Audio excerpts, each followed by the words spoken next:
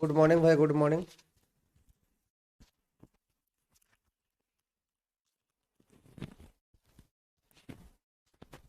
Good morning.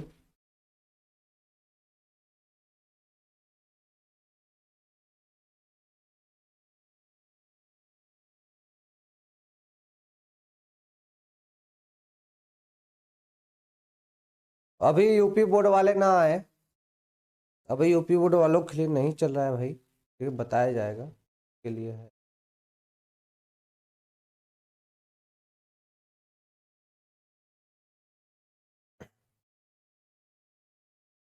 ठीक है, बताएंगे यूपी बोर्ड वालों को। अभी एक आध दिन रुक जाओ और, ठीक है। अभी यूपी बोर्ड वालों का नहीं चल रहा है। यूपी बोर्ड के सिलेबस में वो कटा है,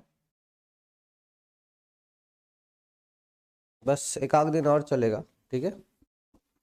हाँ, good morning, very good morning. जय माँ सरस्वती सबको भाई। फटाफट लाइव जुड़ो, फटाक से जुड़ो, स्टार्ट किया जाए क्योंकि समय बहुत कम है। आ जाओ भाई, फटाक से आ जाओ, लाइव लाइव आओ।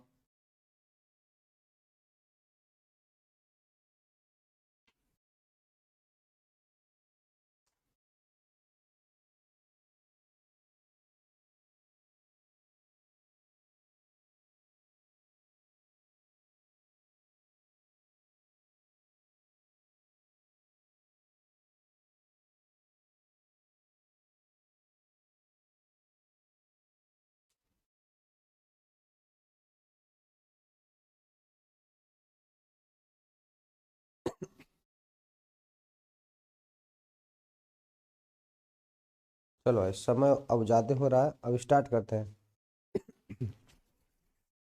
चलो भाई, आ जाओ। ठंडी में सब आते रहेंगे, पढ़ते रहेंगे। चलो।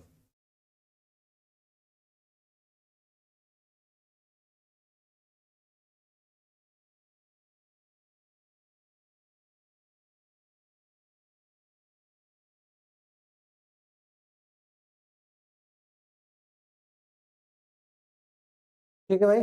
तो कल हमने आपको बताया था निस्तापन क्या होता है, भर्जन क्या होता है। ठीक है।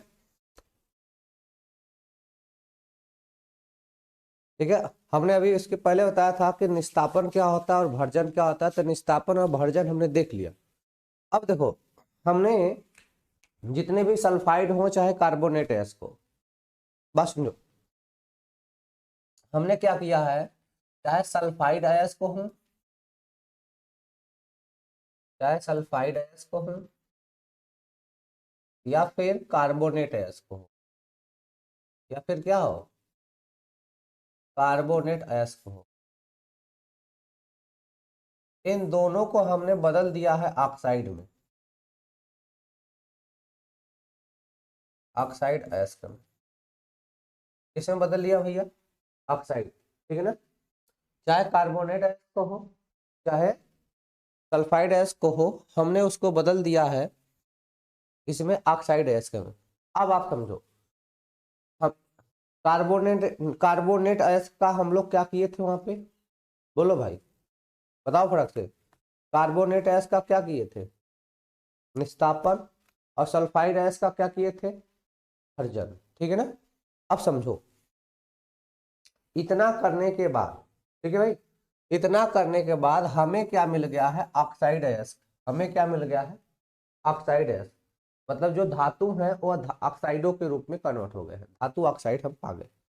अब इसका हम करेंगे अपचयन। और शुरुआत में हमने ऑक्सीकरण किया, अब इसका करेंगे अपचयन। क्या करेंगे? अपचयन। अपचयन करने से क्या मिलेगी? धातु। अपचयन करने से क्या मिलेगी हमें? धातु मिलेगी। तो अपचयन करने के लिए भी विधियां प्रयोग की जाती। अपचयन की विधि में हम लोग यहाँ पे पढ़ेंगे स्मेल्टिंग। क्या पढ़ेंगे भाई? स्मेल्टिंग पढ़ेंगे। और जिसको हम लोग कहते हैं प्रगलन। जिसको हम लोग क्या कहते हैं? प्रगलन। तो यहाँ पे हमें पढ़ना पड़ेगा प्रगलन क्या होता है। बात समझ में आ गया? प्रोसेस को समझो, प्रोसेस को समझो। प्रोसेस क्या है? शुरुआत में मेरे पास खनिज था, तो खनिज से हमने पाया अयस्क। ठीक है ना। तो अयस्क का हम किए सांद्रण। सांद्रण के बाद ये कई प्रकार के मतलब सांद्रण के कई प्रकार की विधियां हो गई। सांद्रण से क्या मिला हमें, सांद्रण से अयस्कों के प्रकार मिले। और यहाँ पे मेन कैटेगरी कितनी थी, दो कैटेगरी थी, एक था कार्बोनेट में और दूसरा था सल्फाइड में। इन दोनों का इन सभी को हमने बदल दिया किसमें, ऑक्साइड अयस्क में। अब ऑक्साइड अयस्क का हम लोग करेंगे अपचयन, और अपचयन से मिलेगी धातु, और इन्हीं धातु के लिए हम क्या पढ़ेंगे, प्रगलन। इन्हीं धातुओं के प्राप्त करने के लिए क्या पढ़ेंगे हम यहाँ पे, प्रगलन पढ़ेंगे। बात समझ में आ रहा है भाई, इसी के लिए हम क्या यहाँ पे पढ़ेंगे, प्रगलन पढ़ेंगे, ठीक है।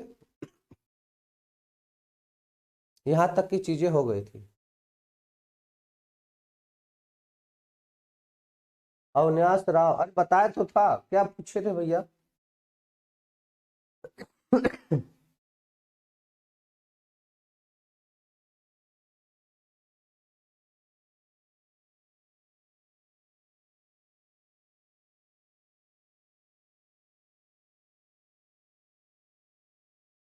क्या पूछे थे बताओ।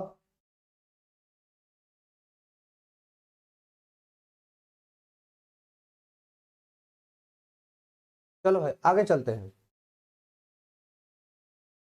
ठीक है। तो कहने का मतलब मेरा यहाँ पर है कि अब हमें प्रगलन पढ़ना पड़ेगा। क्या पढ़ना पड़ेगा, प्रगलन।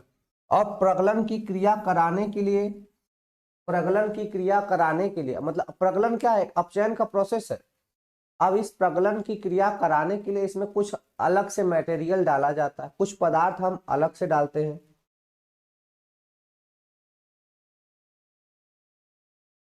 ठीक है ना।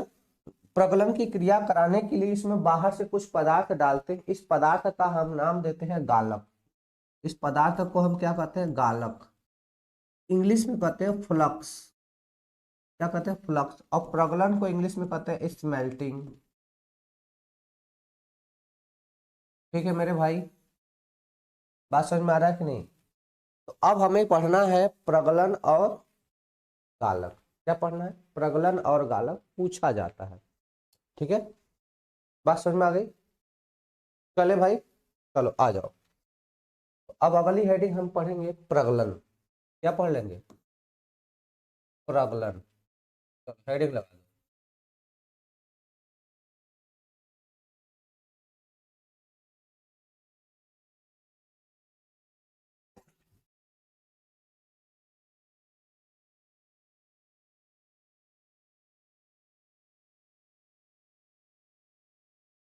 ब्राउनी गति का डिफिनीशन बड़े अंकों के लिए, अरे ब्राउनी गति का डिफिनीशन बड़े अंकों के लिए हमने कराया है, डिटेल में कराया भैया, ठीक है भैया। चलो आ जाओ, प्रगलन किसे कहते हैं। देखो अब हमने क्या किया है, जो हमारे पास अयस्क था उसका निस्तापन भर्जन करके ऑक्साइड अयस्क में बदल लिया है। जो हमारे पास अयस्क थे उसका हमने निस्तापन और भर्जन करके ऑक्साइड अयस्क में बदल रखा है, ठीक है ना। जब ऑक्साइड अयस्क में बदल रखा है तो उसी को, अब उसी को हम क्या करेंगे, उसी को अपचयित करेंगे, और उसी अपचयन करने, उसी को अपचयित करेंगे मतलब उसमें से ऑक्सीजन निकालेंगे। और उसके लिए ही जो प्रोसेस होता है, उसके लिए जो प्रोसेस होता है उसी का नाम होता है प्रगलन। उसी का नाम क्या होता है, प्रगलन होता है, ठीक है। आओ भैया, देख किसी का ना मैं कमेंट वमेंट ना इग्नोर नहीं कर रहा हूँ, ठीक है ना। थोड़ा सा टाइम या कम है, थोड़ा सा पढ़ा लूँ ना तो फिर तुमसे बात करते हैं। तो लोग झुट्टा अपने मन में मतलब भ्रम पाल रखा है ना, कि हमारा कमेंट देख के इग्नोर करे, ऐसा कुछ नहीं है यार। हम देखेंगे, अभी थोड़ा सा हम पढ़ा ले, ठीक है, घबराओ नहीं, ठीक है। चलो भैया, बोलते हैं निस्तापित अथवा भर्जित अयस्क में,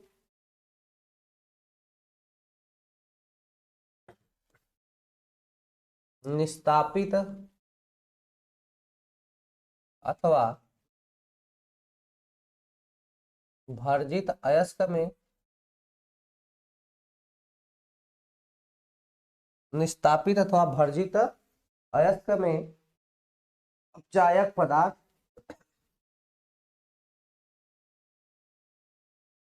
अपचायक पदार्थ और इसमें मेनली क्या मिलाते हैं, एंथ्रासीन मिलाया जाता है, एंथ्रासीन, है ना। मेनली इसमें क्या मिलाते हैं हम लोग, एंथ्रासीन मिलाते हैं, ठीक है। एंथ्रासीन कोक मिलाया जाता है, ठीक है। अब चायक पदार्थ के रूप में यहाँ क्या मिलाते हैं, यूपी बोर्ड वालों के लिए नहीं है मेरे बच्चा। यूपी बोर्ड वाले अभी आप लोग पीछे के क्लास जो छूटे हैं ना उनका रिवीजन कर लो, ठीक है। अभी यूपी बोर्ड वाले जो पीछे पढ़ाया गया, जो पिछले चैप्टर के हैं उन सबका रिवीजन करो। ये चैप्टर खत्म हो जाता है तो मैं सूचना दिलवाता हूँ तुमको लोग को, ठीक है ना। अभी यूपी बोर्ड वाले पीछे का रिवीजन करते रहे, ठीक है। ठीक है भाई, जिसका भी छूटा है वो अपना पीछे का रिएक्शन मतलब कि जो रिवीजन है उसे करते रहे। ये यूपी बोर्ड वालों के लिए अभी ये चैप्टर नहीं है, ठीक है। एंथ्रासीन को कहते हैं और उचित गालक मिलाकर, और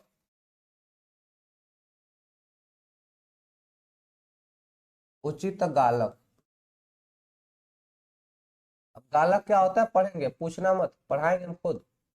मिलाकर, गालक मिलाकर उच्च ताप पर, गालक मिलाकर उच्च ताप पर, ठीक है ना। कार्य न लैकवा तू लोग को कितनी बार कर रहे, यूपी बोर्ड वालों के लिए नहीं है तो काहे कमेंट कर रहा है रे। कह रहा है कि यूपी बोर्ड वाले अभी पीछे का दोहराओ, तभी नहीं सुन रहा है। मिलाकर उच्च ताप पर गलाने की प्रक्रिया को प्रगलन कहते हैं। उच्च ताप पर गलाने की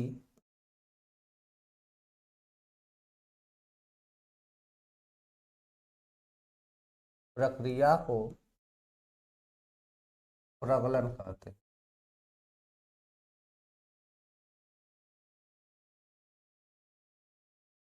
प्रगलन कहते हैं, ठीक है।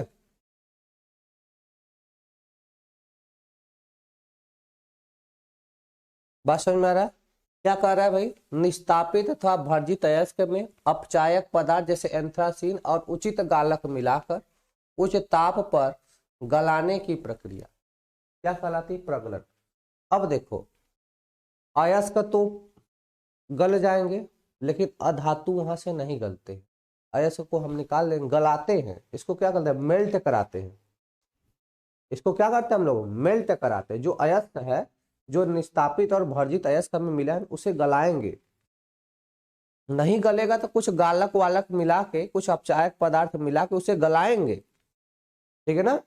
उसे क्या करेंगे भाई, गलाएंगे, ठीक है। चलो देखेंगे। यह अभिक्रिया, यह अभिक्रिया वात्या भट्टी, यह अभिक्रिया कहाँ कराते हैं, वात्या भट्टी में कराई जाती है। यह अभिक्रिया वात्या भट्टी में कराई जाती है। इसे कहाँ कराते थे, वात्या भट्टी में कराते हैं। यह अभिक्रिया वात्या भट्टी में कराई जाती है, ठीक है। यह अभिक्रिया कहाँ कराई जाती है, वात्या भट्टी में कराते हैं। क्या कराते हैं भाई, वात्या भट्टी में। वात्या भट्टी क्या होता है पढ़ना है, पढ़ाएंगे, ठीक है ना। वात्या भट्टी क्या होता है,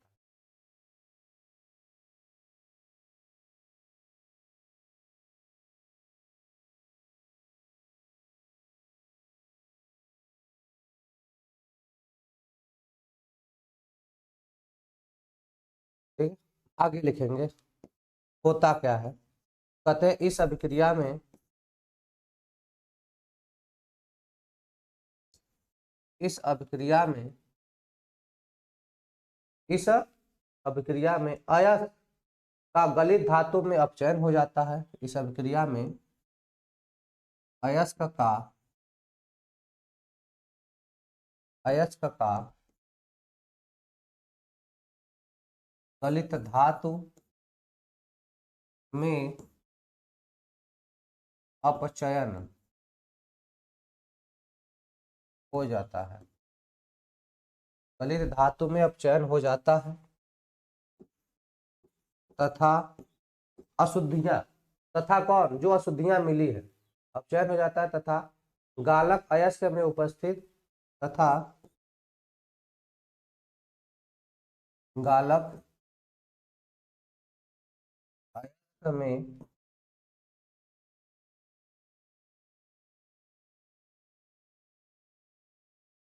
उपस्थित, गालक अयस्क में उपस्थित अधात्री से अभिक्रिया करके, उपस्थित अधात्री से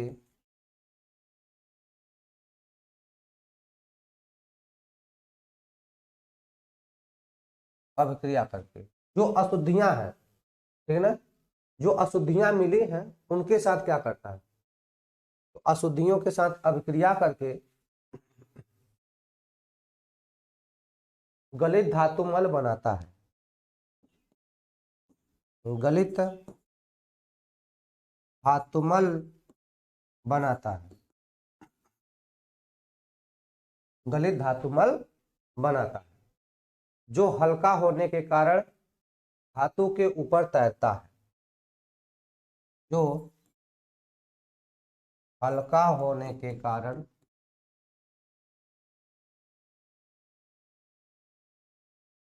गलित धातु के ऊपर तैरता है, के ऊपर तैरता है। अब जब तैरेगा तो वही से बाहर निकालेंगे। जब जो धातुमल है, जो अधात्री है, वह गलित धातु के ऊपर जब तैरेगा तो वहीं से काट के निकाल लेते हैं। इसे देखिए हो ना, गन्ने के रस को जब हम लोग क्या करते हैं, वाइपराइज करते हैं, तो जो गंदगियां रहती है उसे हम छाना करते हैं, बार बार निकाला करते हैं। उसी तरह इसमें भी क्या होगा, जो अधात्री रहेगा ऊपर बनेगा, उसे हम निकाला करते हैं, ठीक है ना।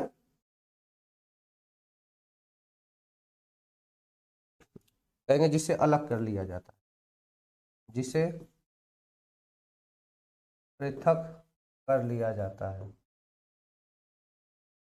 जिसे पृथक, जिसे पृथक कर लिया जाता है, ठीक है भाई। सब्जेक्ट केमिस्ट्री चल रहा है, चैप्टर नंबर 6 चल रहा है, हमारा नाम शुभम है, हम केमिस्ट्री पढ़ा रहे हैं, ठीक है। क्लास 6:35 से चल रही है, यह लेक्चर नंबर 3 है, ठीक है भाई।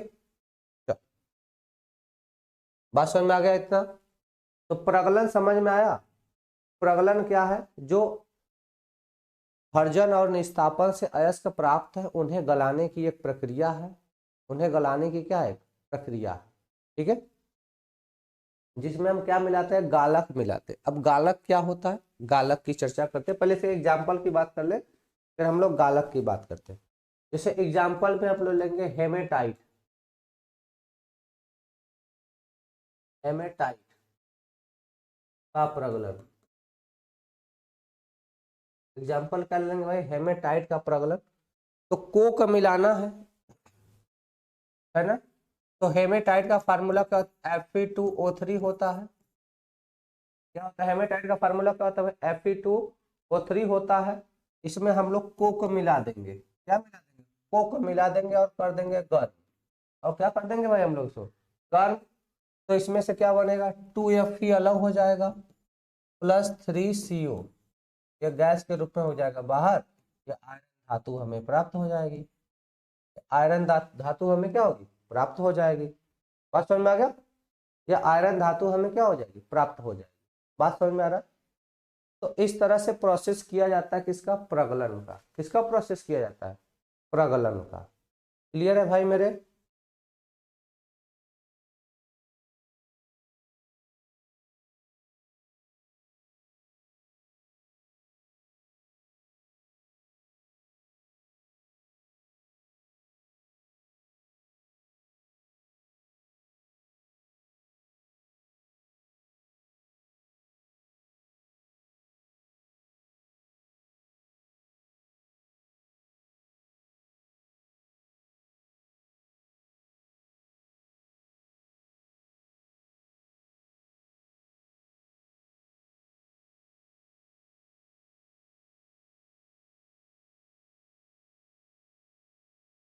ठीक है भाई, चलो आगे चले। तो बात करें यहाँ पे जो एक नया टर्म आया है गालक, एक जो नया टर्म आया है गालक, यह गालक क्या होता है?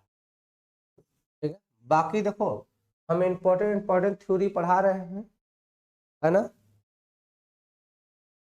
इंपॉर्टेंट इंपॉर्टेंट थ्योरी पढ़ा रहे हैं, जो कुछ छूटा रहेगा उसमें हम क्या करेंगे, क्वेश्चन के साथ करा देंगे, उसे हम लोग क्या करेंगे, क्वेश्चन के साथ करा देंगे, ठीक है ना, उसे हम क्या करेंगे, क्वेश्चन के साथ करा देंगे। बात समझ में आया?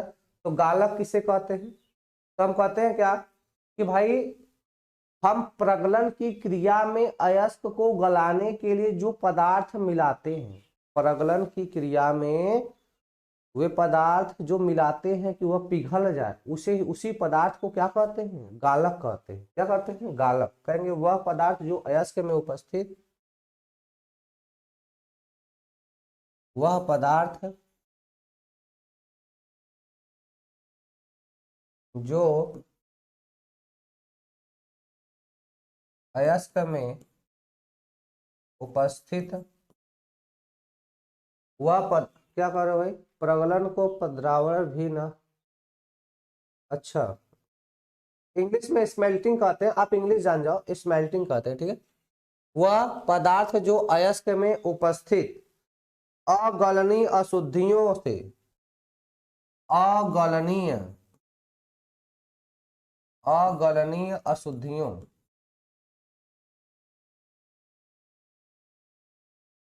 अगलनीय अशुद्धियों, कल का पीडीएफ अपलोड हो गया। अगलनीय अशुद्धियों, और अशुद्धियों को हम कहते क्या है, अधात्री या गैंग कहते हैं। अशुद्धियों क्या कहते हैं, अधात्री या गैंग कहते हैं। ये उच्च ताप पर अभिक्रिया करके, ये उच्च ताप पर अभिक्रिया करके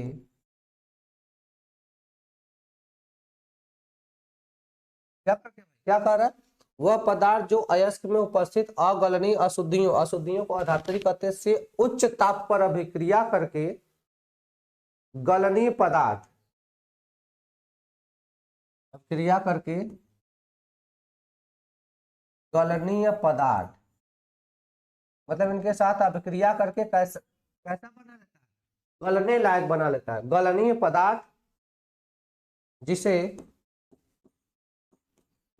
गलनीय पदार्थ जिसे क्या कहते हैं हम लोग, गाल, जिसे धातुमल कहते हैं, इसे धातुमल कहते हैं, धातुमल कहते हैं, गालक कहलाता है। इसको मैं आपको समझाऊंगा, गालक कहते हैं।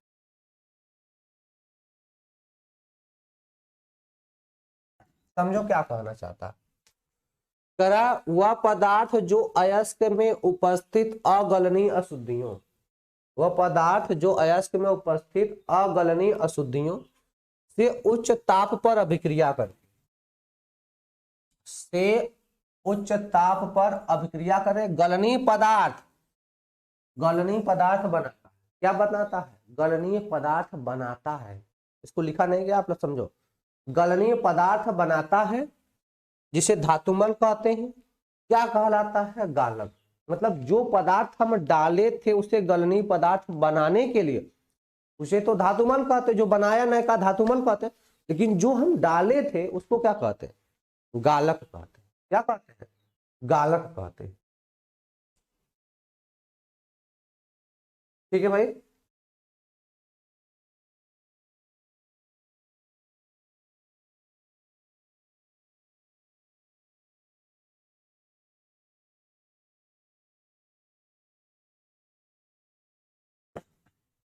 नोट में लिख लेंगे, गलित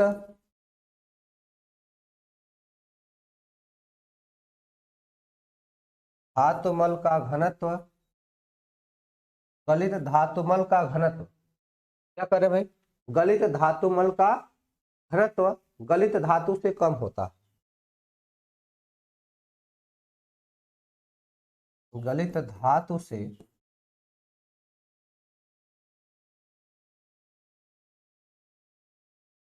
कम होता है, गलित धातु से कम होता है। और आगे लिख लीजिएगा, ये पहला पॉइंट, और दूसरा लिख लीजिएगा, गलित धातुमल, क्या बोलेंगे भाई, गलित धातुमल प्रायः सिलिकेट होते हैं, प्रायः सिलिकेट,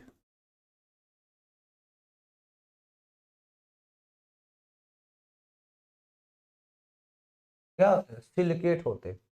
सिलिकेट मतलब सिलिकॉन के ऑक्साइड होते हैं, सिलिकेट का मतलब यह साई, सिलिकॉन के ऑक्साइड होते हैं, क्या होते हैं, सिलिकॉन के ऑक्साइड होते हैं। ठीक है, नोट करो, फटाक से आगे चलेंगे।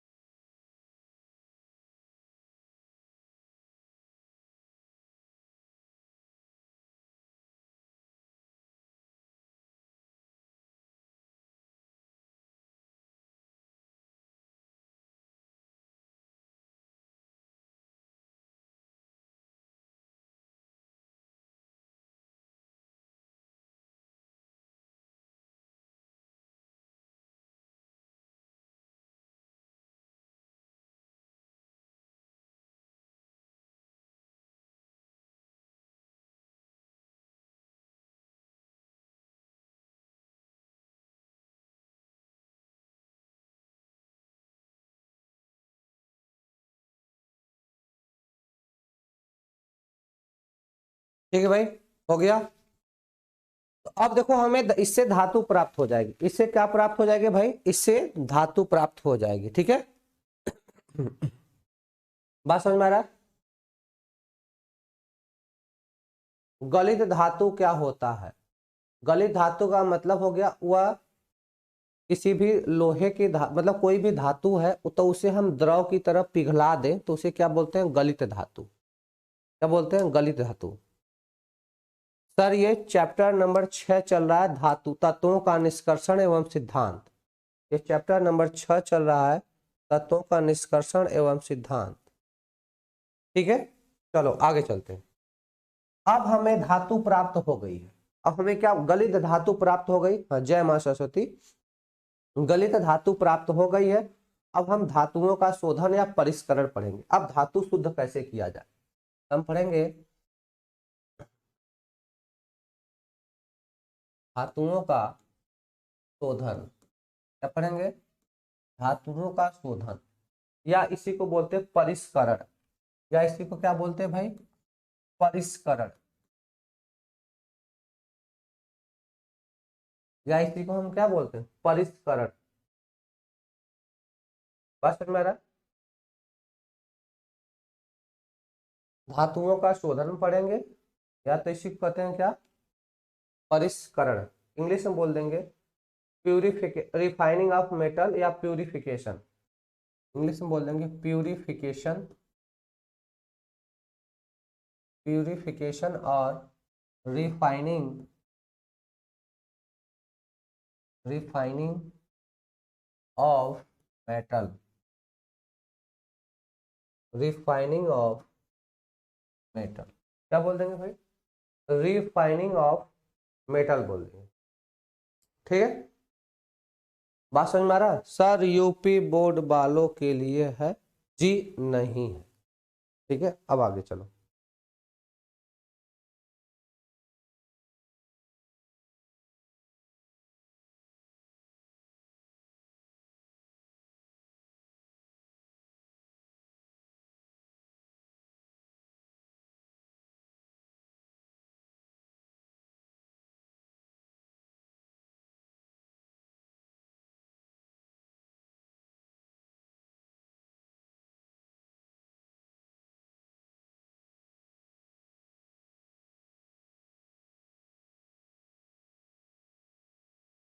ठीक है भाई, तो देखो इधर,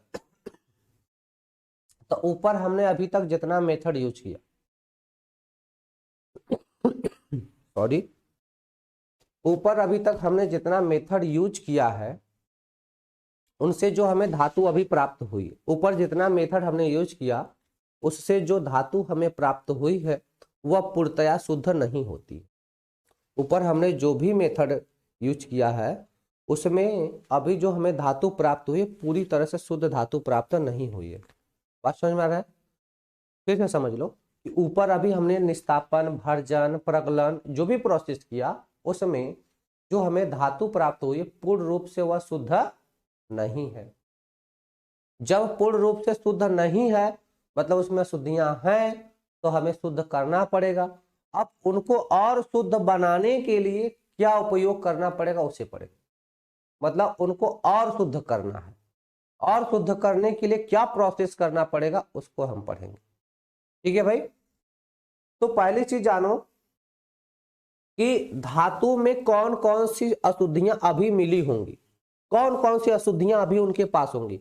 अब अशुद्धियों के अनुसार किस प्रकार की अशुद्धि है उसी प्रकार से यहाँ पर उनके शोधन की विधि लगाएंगे। अशुद्धियों के आधार पर यहाँ पे हमें शोधन पढ़ना है। जैसे सल्फाइड की अशुद्धि होगी तो क्या मेथड होगा, ऑक्साइड की अशुद्धि के लिए क्या मेथड होगा, तो हर प्रकार की अशुद्धि के लिए अलग अलग मेथड यहाँ पे हम लोग अब पढ़ेंगे। ठीक है भाई। चल अब बात करते हैं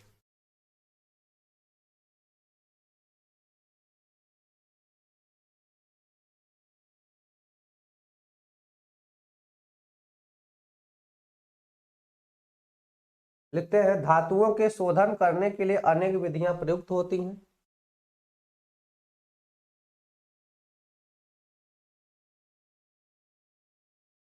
धातुओं के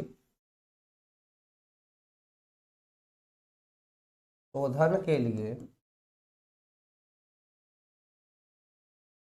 अनेक विधियां प्रयुक्त होती हैं, प्रयुक्त होती हैं। जो धातुओं के शोधन के लिए अनेक विधियां प्रयुक्त होती हैं जो धातु की प्रकृति एवं उसमें उपस्थित जो धातु की प्रकृति एवं उसमें उपस्थित अशुद्धियों पर निर्भर करती है, निर्भर करती है।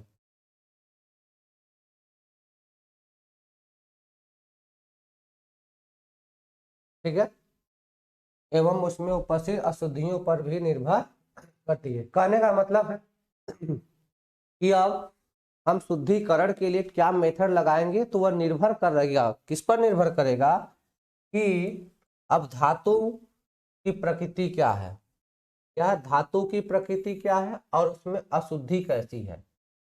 धातु की प्रकृति क्या है और उसमें अशुद्धि कैसी है, इसी बात पर निर्भर करेगा शुद्धिकरण। तो अब हर टाइप के अशुद्धि और हर टाइप के मेटल के लिए, धातु के लिए अलग अलग यहाँ पर शुद्धिकरण का प्रोसेस है। कुछ इंपॉर्टेंट है जैसे एल्युमिनियम का है, कॉपर का है, आयरन का है, यह हमें पढ़ना है, यह हमें क्या करना है, पढ़ना है। ठीक है। थैंक यू साहिल खान जी। ठीक है। चलो भैया तो अब बात करते हैं धातुओं में निम्नलिखित अशुद्धियां हो सकती हैं।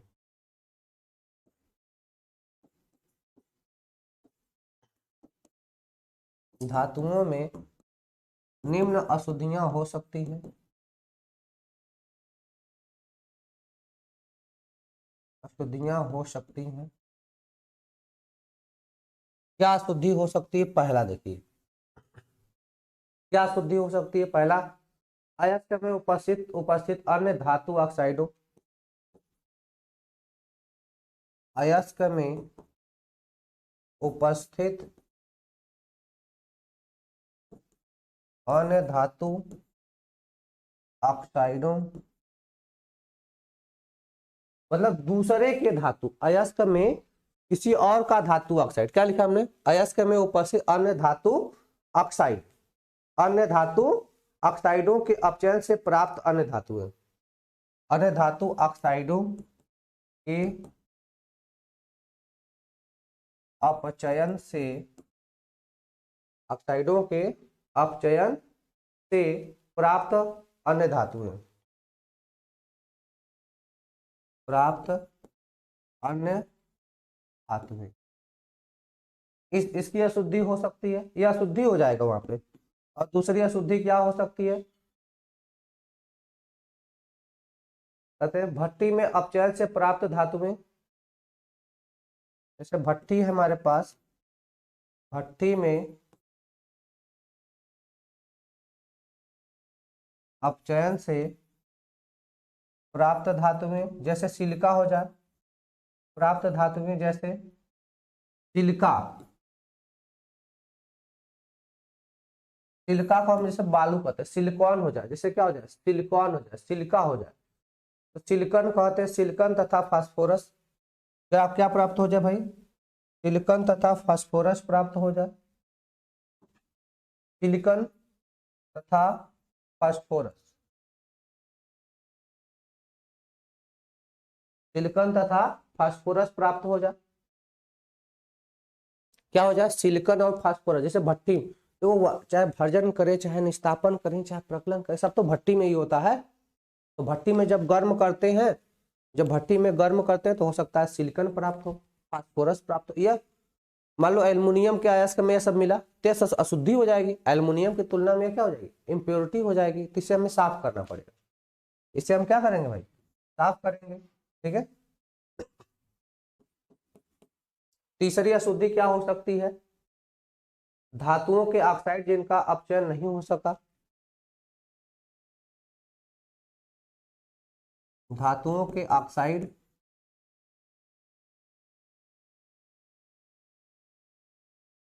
जिनका अपचयन नहीं हो सका।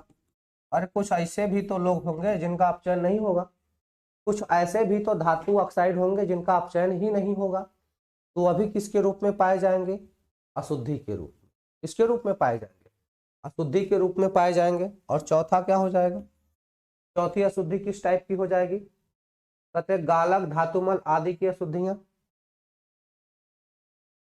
गालक धातुमल आदि की अशुद्धियां, यह सभी अशुद्धि के रूप में पाई जाएंगी, ठीक है ना। तो ये इतने प्रकार की अशुद्धियां हैं, ये सब बहुत प्रकार की अशुद्धियां होती हैं। तो इन सब अशुद्धियों के आधार पर ही हम लोग मेथड का यूज करेंगे। जैसे अब देख ले, अब बताओ कि मान लो कि उसमें नमी है, सपोज कर लो उसमें नमी है, अब तुम दूसरा मेथड लगाओगे तो खर्चा ज्यादा गिरेगा ना। जैसी अशुद्धि उसी तरह का प्यूरिफिकेशन प्रोसेस। अब मान लो हम जानते हैं कि कोई ऐसी अशुद्धि है जिसे कम खर्चे में निकाल सकते हैं, तो बड़का फैक्ट्री लगाने की क्या जरूरत है। जब अशुद्धि कम है तो उसी हिसाब से उसका प्यूरिफिकेशन करोगे तो खर्च कम आएगा, तो महंगाई कम ना होगी। अब क्या करोगे बच्चा तू लोग, कि मान लो कि अशुद्धि बहुत हल्की है लेकिन उसमें खर्चा बहुत ज्यादा लगा दिए साफ करने में, तो क्या होगा, उसका कास्ट बढ़ेगा तो महंगाई बढ़ जाती है, ठीक है ना। तो प्यूरिफिकेशन का भी खर्च जोड़ा जाता है धातुओं के ऊपर। जैसे मान लो आप देखोगे आयरन प्योरली शुद्ध नहीं मिला, प्योर शुद्ध आयरन लोगे तो काफी हाई रेट का रहता है, कम शुद्ध लोगे तो क्या होगा, थोड़ा सस्ता होगा, क्योंकि प्यूरिफिकेशन के रेट में कमी ना आ जाती है वहां पे, ठीक है भैया। एक बार इसको देख लो फिर आगे चलते हैं, ठीक है, आगे चल रहे हैं।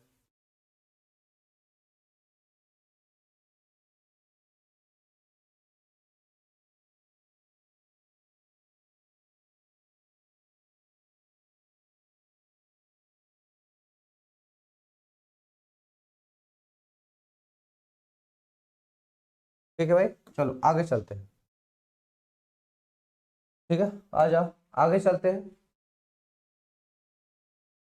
तो पहला हम इसमें पढ़ेंगे आसवन, पहला हम क्या पढ़ेंगे भाई, आसवन। पहला हमें क्या पढ़ना है, आसवन इंग्लिश में कहते हैं डिस्टिलेशन, आसवन को इंग्लिश में कहते हैं डिस्टिलेशन।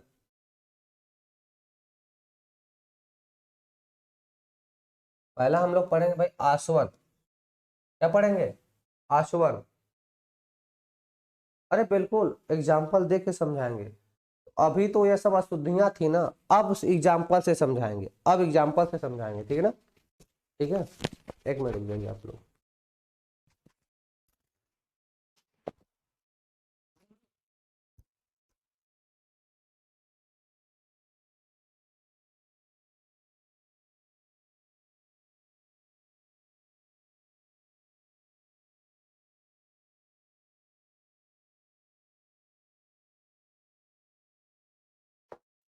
ठीक है भाई, तो देखो आसवन पढ़ना है ना, डिस्टिलेशन। थोड़ा गर्मी लग रही थी भाई, ठीक है ना? यहाँ पे देखो इतनी लाइट जलती है ना, गर्मी लगने लगती है। आप कितनों भी कम पहने रहोगे तब वो यहाँ पे ठंडी नहीं लगेगी, ठीक है ना? अच्छा आगे से हटिए सर। अच्छा लिख लो, लिख लो, लिख लो, फटाफट लिखो।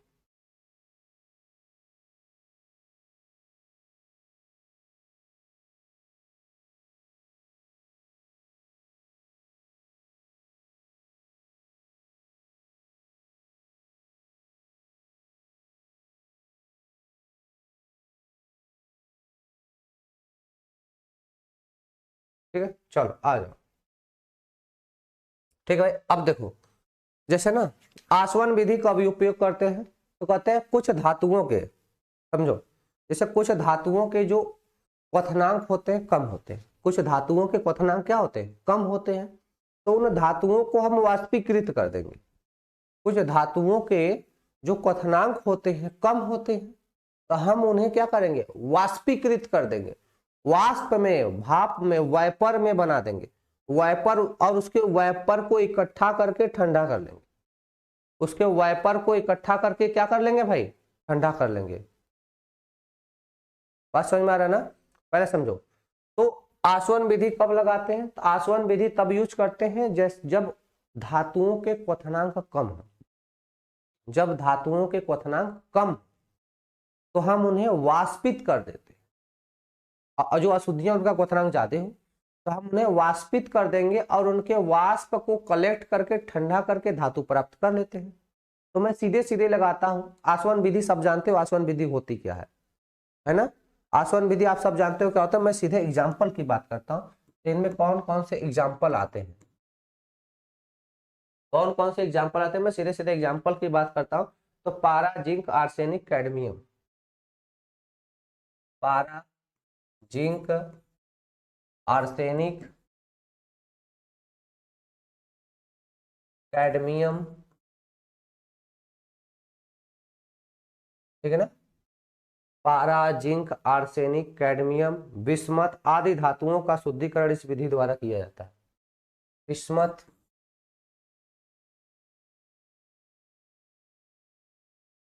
आदि धातुओं का, आदि धातुओं का शुद्धिकरण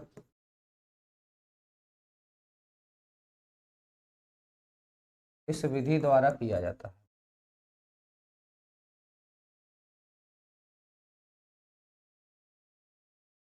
ठीक है ना? विधि सब लोग जानते हो, मेथड सब जानते हो, लेकिन एग्जाम्पल लिखना बहुत जरूरी है। बहुविकल्पी ऑब्जेक्टिव क्वेश्चन में पूछा जा सकता है कि पारा का शुद्धिकरण किस विधि से करते हैं। पारा का शुद्धिकरण किस विधि से करते हैं, तब क्या करोगे? भजन बजाओगे? इधर देखो, पारा, पारा को हम लोग Hg कहते हैं। पारा को क्या कहते हैं? Hg, mercury. पारा को क्या कहते हैं? मरकरी कहते हैं। ठीक है, चलो दूसरा मेथड पढ़ेंगे हम लोग, द्रवण। दूसरा मेथड क्या हो जाएगा भैया? द्रवण। इंग्लिश में इसको बोलते हैं क्या? लिक्वेशन। इंग्लिश में बोलेंगे इसे लिक्वेशन।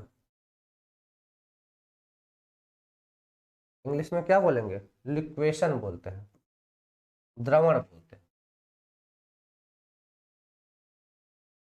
आसवन का डिफिनेशन अपने मुंह से बता तो रहे हैं कि आसवन, आसवन विधि पहले कब यूज करते हैं? तो जब धातुओं का क्वथनांक कम हो, तो उन धातुओं को वाष्पीकृत करके उनके वाष्प को इकट्ठा करके ठंडा कर लेते हैं, जिससे वह धातु हमें प्राप्त हो जाती है। और उसकी धातुएं यूज करते हैं, ये यूज करते हैं, पारा, जिंक, ये सब। ठीक है, ठीक है भाई, चलो।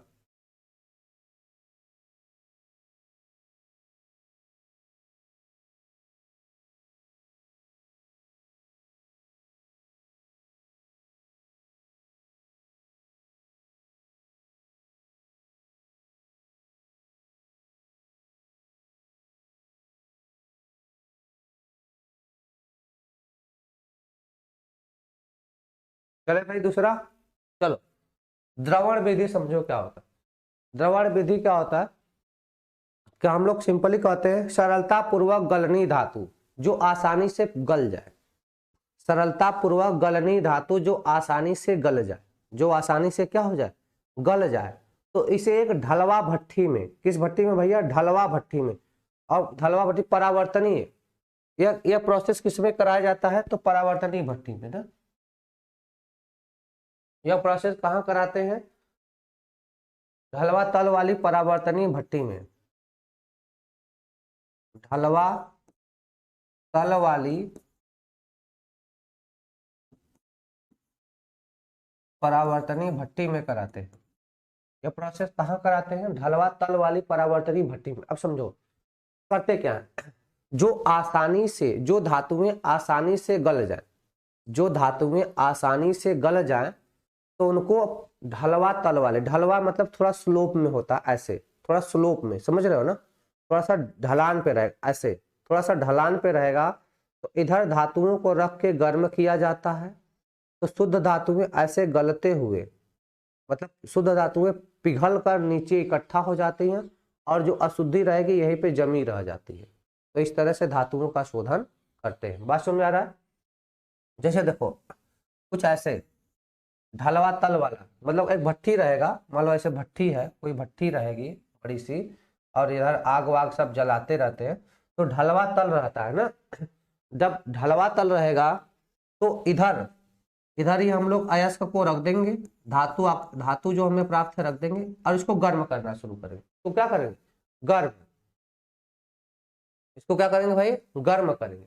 जब गर्म करेंगे तो यहां से जो धातु है वो आसानी से गलित हो जाएगा। तो धातु गल कर धीरे धीरे धीरे धीरे धीरे धीरे इधर बर्तन रखा रहेगा, कलेक्ट हो जाएगा, वहां पे इकट्ठा कर लेंगे और अधातु पिघलेगा नहीं, यहीं पे पड़ा रह जाएगा, तो वहां से निकल जाएगा आराम से। तो इसी को हम कहते हैं क्या, द्रवण।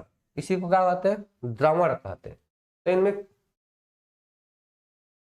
तो इसमें एग्जाम्पल के लिए जैसे किन धातुओं का किया जाता है, किन धातुओं का शोधन करते हैं, तो इनमें हम लोग लेड का करते हैं, टीन का करते हैं, लेड का, टीन का, बिस्मथ का आदि। इन धातुओं का शोधन कहाँ करते हैं, द्रवण के द्वारा। इन धातुओं का शोधन कैसे करते हैं, द्रवण के द्वारा करते हैं। ठीक है भाई, चलो अगला हम पढ़ेंगे ऑक्सीकरण। चले आगे।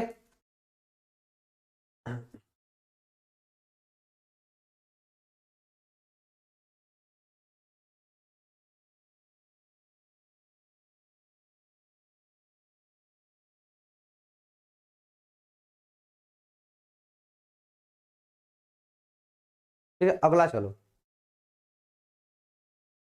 तीसरा पढ़ेंगे ऑक्सीकरण।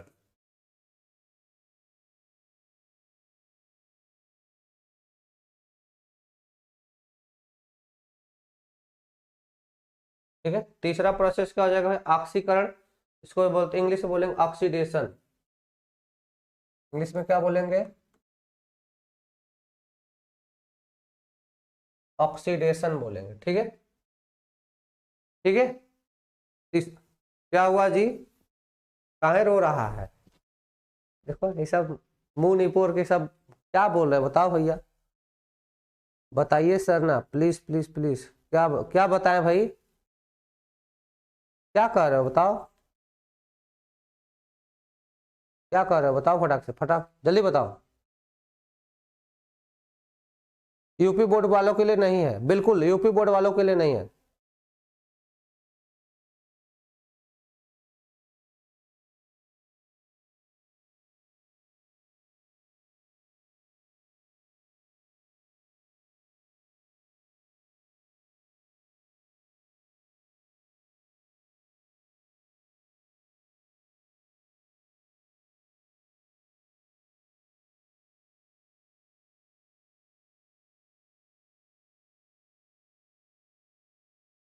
चलो कोई नहीं बोलने वाला है, खाली सब उससे चिल्लाओ। ऑक्सीकरण, ऑक्सीकरण प्रोसेस क्या होता है, तो देखो पहली चीज जानो कि धातुओं की अपेक्षा अधातु जल्दी ऑक्सीकृत होते हैं। धातुओं की अपेक्षा अधातु क्या होते हैं, जल्दी ऑक्सीकृत होते हैं। फिर समझो, धातुओं की अपेक्षा अधातु क्या होते हैं, जल्दी ऑक्सीकृत होते हैं। ठीक है ना, बात समझ में आ रहा है? धातुओं की अपेक्षा अधातु जल्दी ऑक्सीकृत होते हैं। तो हम करते क्या है कि गलित धातुमल, किसको, गलित धातुमल, जो हमारे पास गलित अवस्था में अयस्क है, तो जो गलित अवस्था में अयस्क है उनको हम गर्म करते हैं। उनको हम क्या करते हैं, गर्म करते हैं, जिससे अधातु ऑक्सीकृत होकर मलफेन के रूप में निकल जाती है, फेन के रूप में निकल जाती है, जिसे हम अलग कर लेते हैं और धातु हमारा सिर्फ बच जाता है। तो इसमें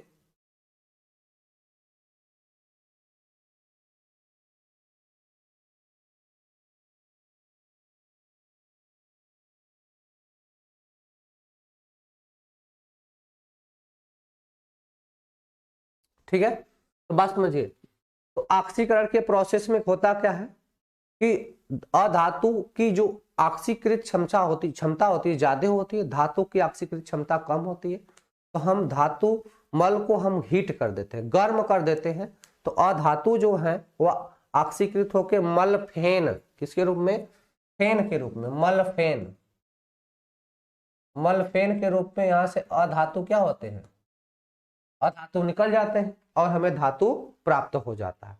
तो इनमें कैसी धातुओं का हम शोधन करते हैं, किस प्रकार की धातु का, तो इसमें लेड, किसका, लेड धातु का। ठीक है ना, इसमें एग्जांपल में किसका हो जाएगा, लेड, पीबी, लेड क्या, लेड, पीबी, इनका हम लोग किस विधि से, ऑक्सीकरण विधि द्वारा शोधन करते हैं। मलफेन मीन्स होता है भैया, मलफेन सिंबल समझ, ऊपर देखो ना गंदगी का एक परत जम जाएगा। जब इसको हीट किया जाएगा, धातु मल को जब हीट किया जाएगा तो ऊपर एक फेन की तरह जम जाता है जो इन गंदगी का रहेगा, है ना। सर डिफिनीशन भी लिखवा दीजिए। डिफिनीशन मत लिखो यार, डिफिनीशन जब डिफिनीशन पूछा नहीं जाता है ना, जो डिफिनीशन पूछा जाएगा वह डिफिनीशन हम लिखवाएंगे, घबराओ मत। जो डिफिनीशन पूछा जाएगा उस डिफिनीशन को बताएंगे, ठीक है ना। ठीक है, और देखो चौथा प्रोसेस क्या होगा, पोलिंग। चौथा पोलिंग प्रोसेस है, इसको हम क्या कहते हैं, पोलिंग। तो क्या करेंगे भाई, पोलिंग। पोलिंग क्या होता है,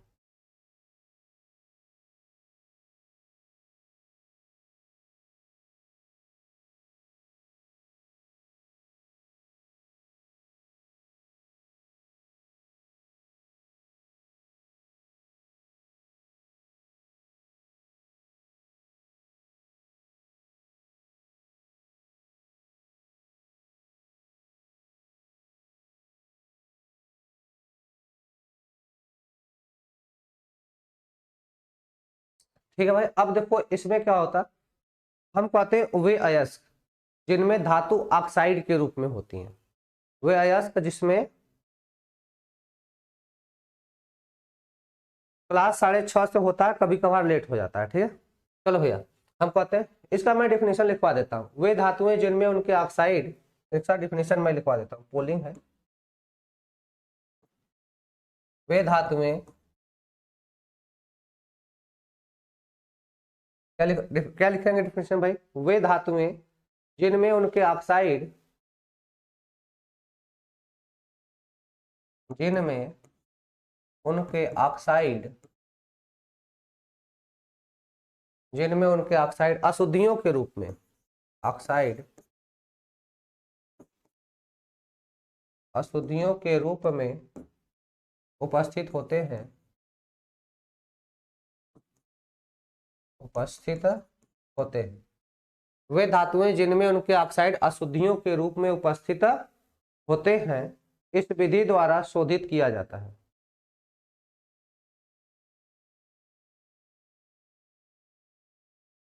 इस विधि द्वारा शोधन किया जाता है।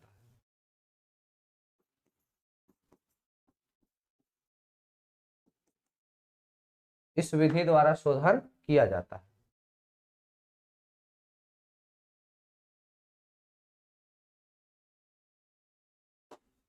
ठीक है भाई, वे धातुएं जिनमें उनके ऑक्साइड अशुद्धियों के रूप में, उनके ऑक्साइड अशुद्धियों के रूप में होते हैं, मतलब धातुओं के जो अशुद्धियां उन्हीं के ऑक्साइड के रूप में रहेंगी, तब उनका हम किस विधि द्वारा करेंगे शुद्धिकरण? पूलिंग द्वारा। अब इस विधि में करते क्या है, हम लोग इसे भट्ठी में गर्म करते हैं और हरे बंबू से चलाते हैं, मतलब हरे बल्ली से। बल्ली जो होगा, जो चलाने वाला लकड़ी होगी, वह हरा हरा होगा, मतलब ताजा लकड़ी काट कर उन्हीं से चलाया जाता है। समझ रहे हो? हरे बल्लियों से चलाया जाता है। बात समझ में आ रहा है? मतलब ताजा। बात समझ में आ रहा है? जैसे किसी डाली को काट कर उससे आप कुछ चलाओ, जैसे चिकन बनाते हो, सब लोग चिकन बनाते हो तो उसे एक पेड़ की डाली काट लाओ पतली सी, उसे चलाओ, है ना? उसी तरह से यह प्रोसेस है। प्रोसेस क्या है मैं समझाता हूं। कहते हैं इस विधि में अशुद्ध धातु को परावर्तनी भट्ठी में, इस विधि में मैं लिखवा देता हूं,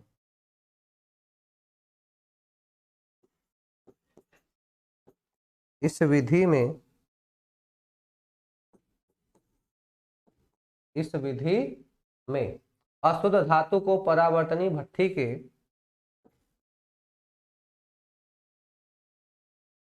अशुद्ध धातु को परावर्तनी भट्टी के, परावर्तनी भट्टी के उथले चूल्हे पर रख कर पिघलाया जाता है। उथले चूल्हे पर रख कर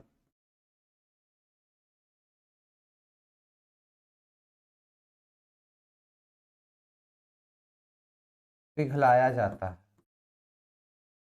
उथले चूल्हे पर रख कर पिघलाया जाता है,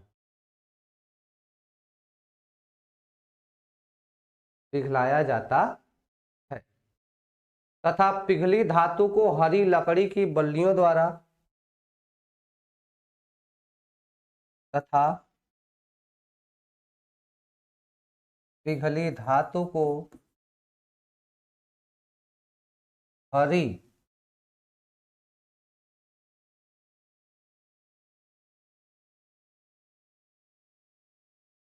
पिघली धातु को हरी लकड़ी, पिघली धातु को हरी लकड़ी की बल्लियों द्वारा चलाया जाता है,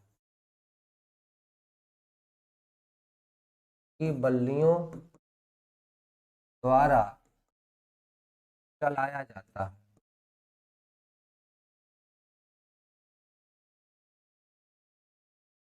क्या किया जाता है?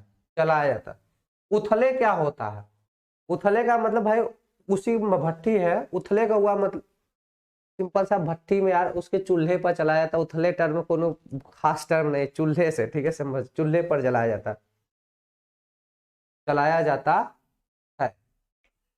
बल्लियों से निकलने वाले हाइड्रोकार्बन गैसें, बल्लियों से, बल्लियों से निकलने वाले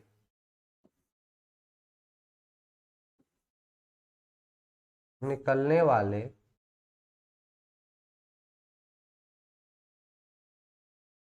हाइड्रोकार्बन गैसें, क्यों?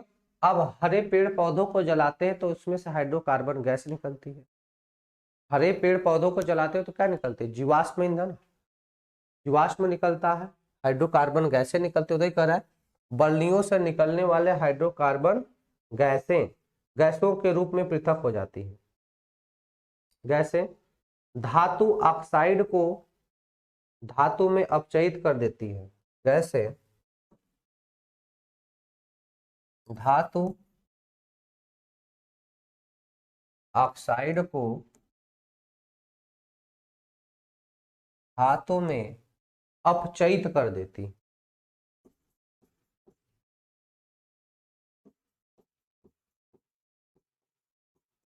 अपचयित कर देती हैं। बात समझ में आ रहा है? कहने का मतलब जो हरी हरी बल्लियां हैं, जो हरी हरी कलियां हैं, उनसे क्या निकलेगा? हाइड्रोकार्बन गैस निकलेगी और धातु ऑक्साइड को अपचयित कर देगा। धातु ऑक्साइड को धातु में अपचयित कर देती है तथा अशुद्धियां गैसों के रूप में पृथक हो जाती है। तथा अशुद्धियां गैसों के रूप में, अशुद्धियां गैसों के रूप में अलग हो जाती है।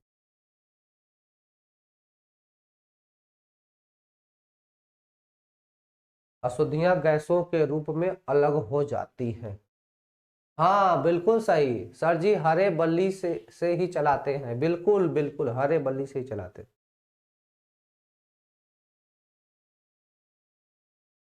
बात समझ में? इसे पोलिंग कहते हैं, इस प्रोसेस को क्या कहते हैं? पोलिंग प्रोसेस कहते हैं। बात समझ? इस प्रोसेस को क्या बोलते हैं भाई हम लोग? Polling process. बात समझ में आ रहा है? इस प्रोसेस को हम लोग क्या कहते हैं? पोलिंग प्रोसेस बोलते हैं। बात समझ में आ रही है कि नहीं? अगर इतनी बात समझ में आ रही है तो बात आगे रखें। एक काम आपको यहाँ पे एक इंपॉर्टेंट लाइन याद रखनी है। इंपॉर्टेंट लाइन वो है क्या कि इन्हें परावर्तनी भट्ठी याद रखना। ये पोलिंग का प्रोसेस कहाँ होता है? परावर्तनी भट्ठी में होता है। याद रखना चाहिए आपको कि पोलिंग प्रोसेस कहाँ कराया जाता है? परावर्तनी भट्ठी में कराया जाता है। याद रहेगा?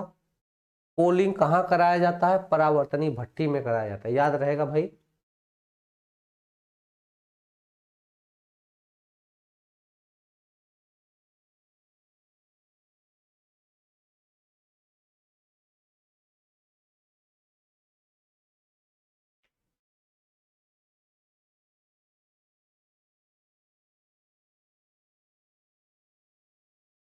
अगला रहेगा वैद्युत अपघटनी परिष्करण।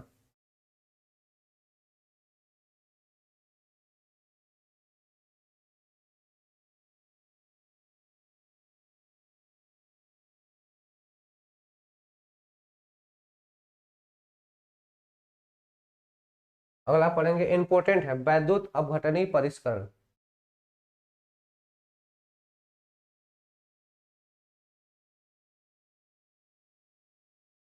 वैद्युत अपघटनी परिष्करण।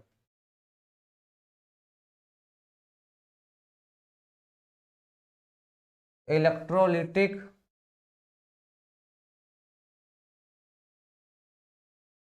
रिफाइनिंग।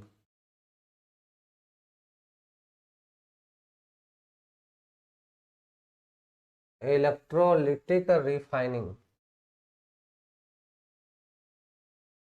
सर हरे बल्लियों में बिरयानी भी बनाते हैं। अरे वाह, बिरयानी ना। चलो ठीक है, बनाते हैं। ठीक है भाई, चलो।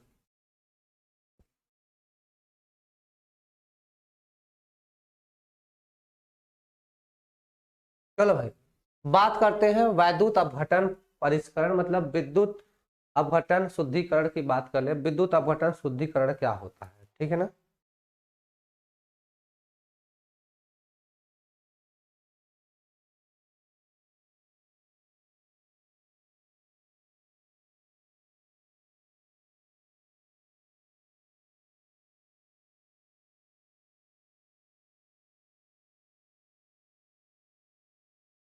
ठीक है भाई, चलो।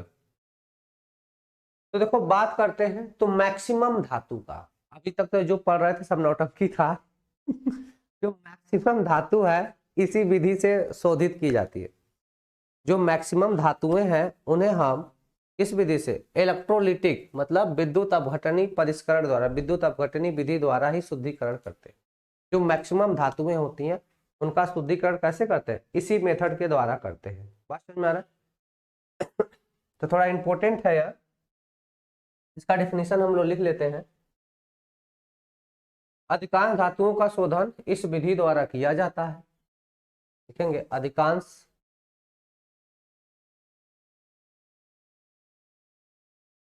अधिकांश धातुओं का शोधन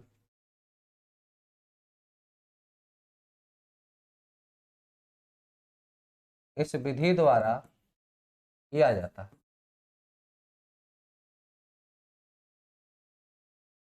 अधिकांश धातुओं का शोधन इस विधि द्वारा किया जाता है।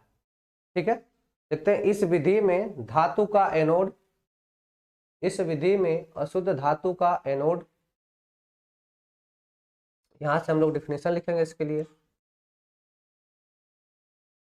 इस विधि में अशुद्ध धातु का एनोड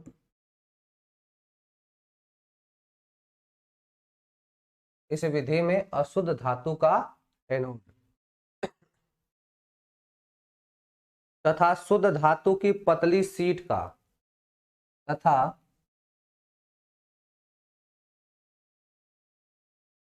शुद्ध धातु की पतली शीट का कैथोड लगाते हैं। क्या करते हैं? पतली शीट का, शुद्ध धातु की पतली शीट मतलब चादर, पतली शीट का कैथोड, पतली शीट का क्या लेते हैं भाई? कैथोड लेते हैं। अशुद्ध धातु का एनोड लेंगे और शुद्ध धातु का क्या लेंगे? कैथोड लेते हैं। बस तो पतली शीट का कैथोड प्रयुक्त किया जाता है, कैथोड का प्रयोग किया जाता है।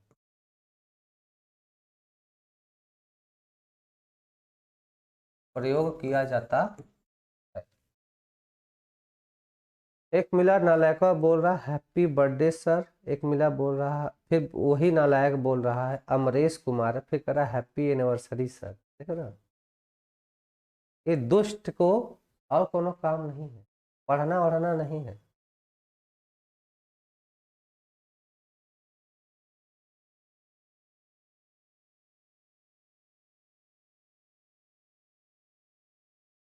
कह रहा है सर जी हमारे गांव में आयरन का डंडी यूज करते हैं, उसमें भी हाइड्रोकार्बन होता है क्या? अरे गधावा, ये धातुओं के शोधन में परावर्तनी भट्ठी में जब हम लोग अयस्कों को पिघला लेते हैं ना, वहां पे हम हरे बम्बू का प्रयोग करते हैं, हरे लकड़ी का प्रयोग करते हैं। इतिया तो करवा करेगा, तो कुछ और बनाता होगा ना। ठीक है, चल ठीक है।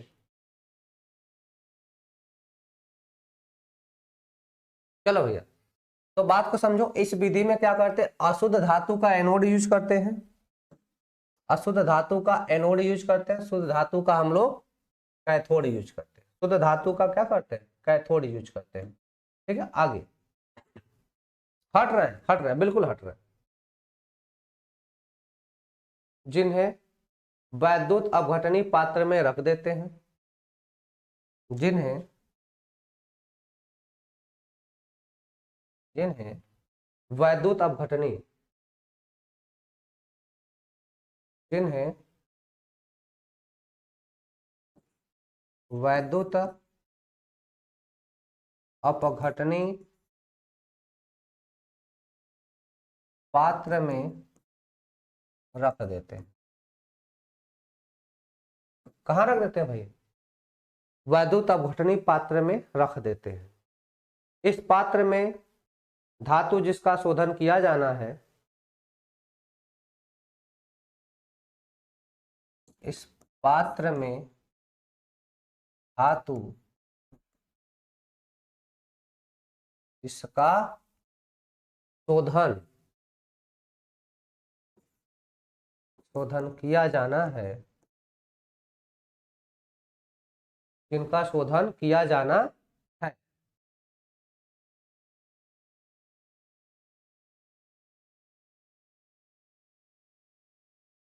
कि किसी उपयुक्त लवण को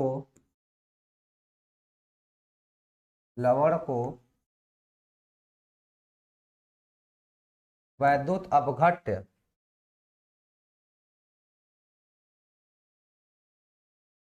के रूप में भर दिया जाता है।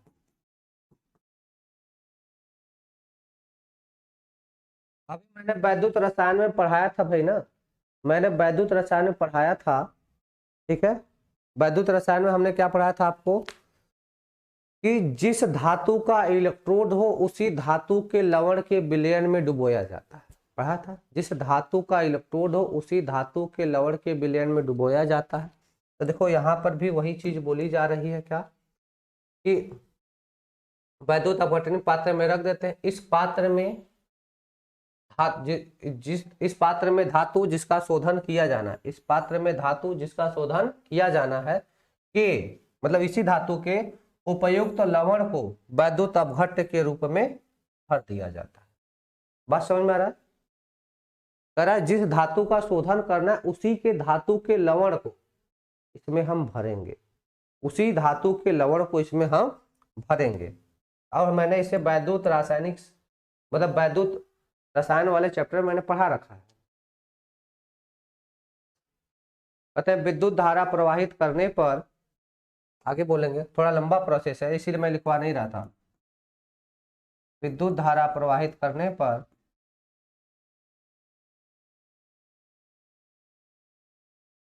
विद्युत धारा प्रवाहित करने पर विद्युत धारा प्रवाहित करने पर अशुद्ध धातु एनोड से पिघलने लगती है। अशुद्ध धातु एनोड से पिघलने लगती है।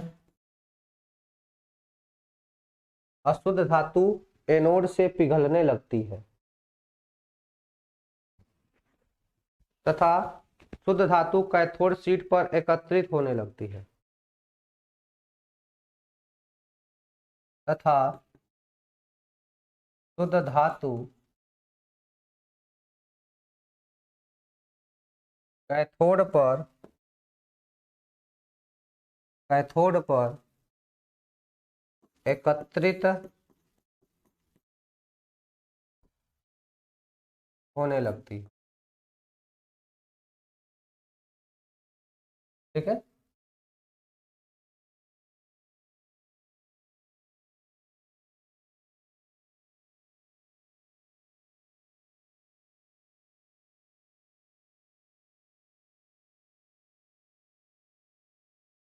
बात समझ में आ गया भाई?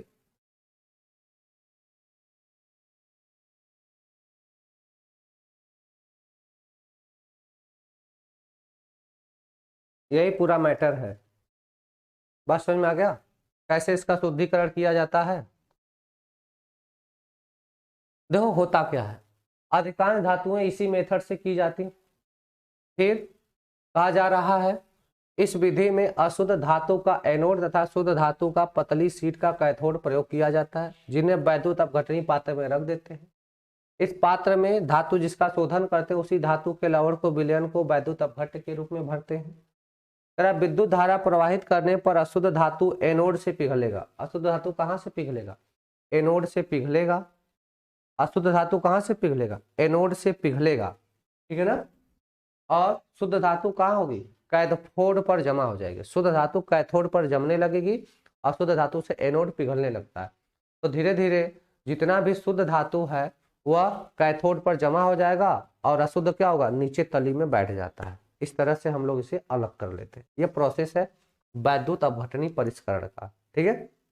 इसे फटाक से नोट करो, फिर एक डायग्राम बनाते हैं। इसके लिए डायग्राम है।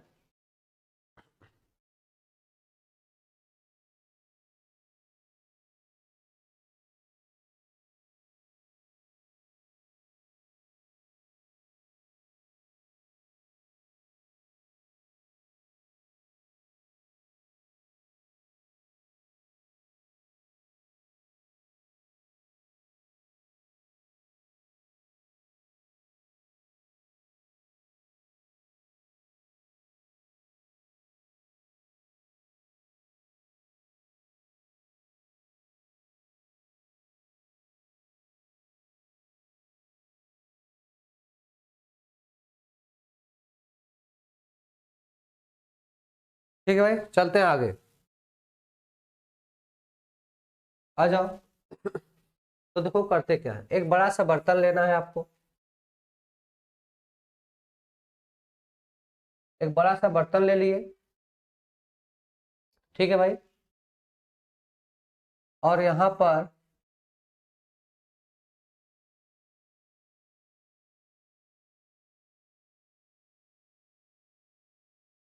ठीक है, यह हमने ले लिया एनोड, यह हमने क्या ले लिया, एनोड ले लिया।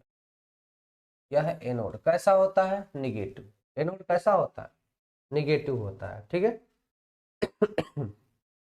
बात समझ में आ रहा है भाई। अब देखो, इसी में हम क्या लेंगे, पतली पतली सीटों का कैथोड लेंगे।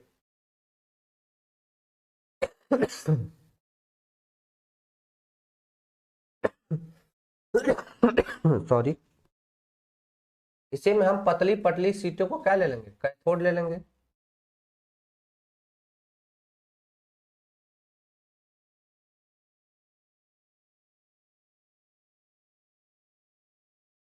ऐसे पतली पतली सीटों को क्या ले लेंगे, कैथोड ले लेंगे,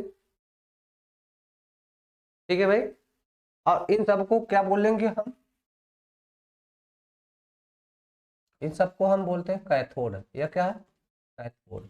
कैथोड कैसा होता है, पॉजिटिव, ठीक है। अब कह रहा है जिस धातु को इसमें हम शोधन करेंगे, जिस धातु का इसमें शोधन करना है, जिस धातु का हमें क्या करना है, शोधन करना है, उसी धातु का इसमें विलयन भरो। या जैसे कॉपर धातु का शोधन करना है,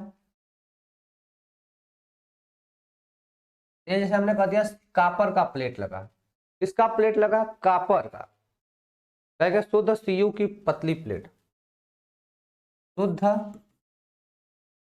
कॉपर की पतली प्लेट है, पतली प्लेट है। तो ये इसमें कौन सा विलयन भरा जाएगा तब, तो इसमें विलयन किसका भरा जाएगा, इसमें जो विलयन भरेंगे, वैद्युत अपघट्य भरेंगे, किसके रूप में भरेंगे,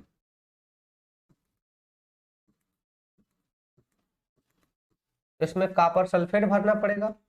क्योंकि जिसका पतली धातु होगा, जिसका पतली धातु होगा, उसी का इसमें हम लोग क्या करेंगे, वैद्युत अपघट्य डालेंगे, उसी का कोई लवण डालेंगे। बात समझ में आ रहा है ना। ये पूरा इसमें हम लोग क्या भर देंगे, कॉपर सल्फेट, इसमें पूरा का पूरा क्या भर देंगे भाई, कॉपर,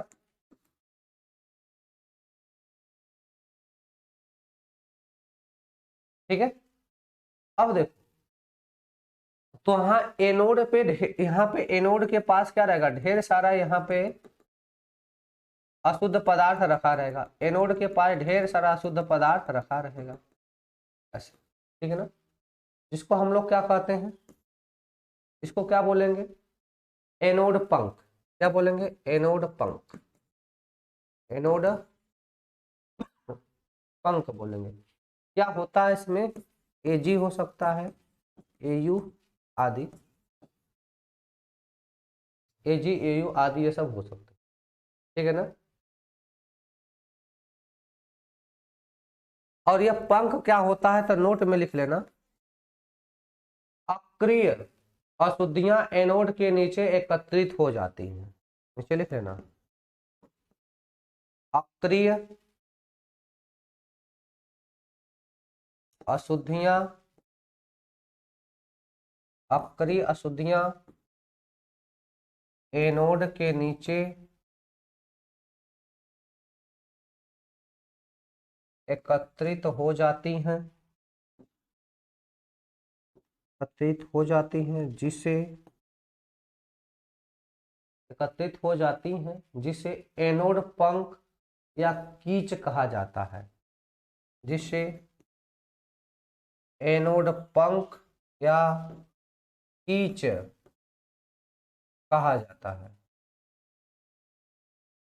कहा जाता है। बात को समझो, यह एनोड के पास, एनोड पर क्या रखेगा, एनोड में, एनोड साइड पूरा भरा जाएगा अशुद्ध, एनोड साइड में पूरा अशुद्ध मटेरियल को भरा जाएगा, जो अशुद्ध अयस्क है उसे भरा जाएगा, ठीक है। इसमें अशुद्ध अयस्क को भर देते हैं, और इसी विलयन में हम लोग धातु का इलेक्ट्रोड, पतली पतली प्लेटों को इलेक्ट्रोड लगा देते हैं, पतली पतली प्लेटों का क्या लगाते हैं, इलेक्ट्रोड लगा देते हैं। फिर दोनों में से धारा प्रवाहित की जाती है, और जिस धातु का शुद्धिकरण करना है, जिस धातु का शुद्धिकरण करना है, उसी धातु का इसमें लवण का वैद्युत अपघट्ट डालते, उसी धातु के लवण का इसमें वैद्युत अपघट्ट डाला जाता है। ठीक है, मैथ का टाइम हो गया गुरुजी, जल्दी हटिए। हाँ मैथ का टाइम हो गया। दीपक चौहान, मैथ का टाइम हो गया। चलो भाई आगे देखो। तो उसी के सल्फेट के विलयन को इसमें डुबो दिया जाता है।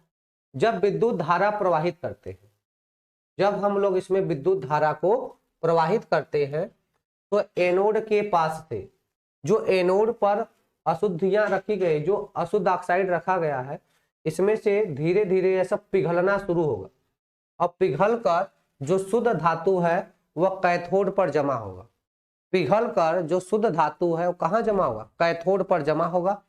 तो धीरे धीरे क्या होगा, सारा शुद्ध धातु कैथोड के साइड जमा हो जाता है, और एनोड पर केवल अशुद्धियां बच जाती हैं, बाद में उसे निकाल लिया जाता है। इसे कहते हैं वैद्युत अपघटन परिष्करण। इसे क्या कहते हैं, वैद्युत अपघटन परिष्करण। आप इस डायग्राम को बना लीजिए, ठीक है ना, इस डायग्राम को बना लीजिए। आगे चलते हैं।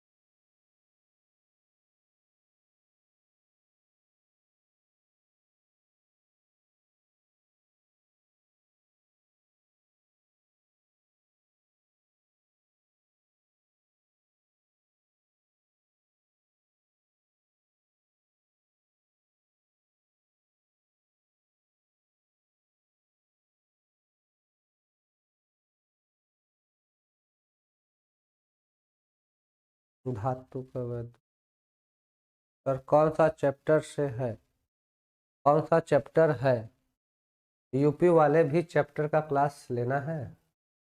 यूपी बोर्ड वालों को नहीं पढ़ना है भाई।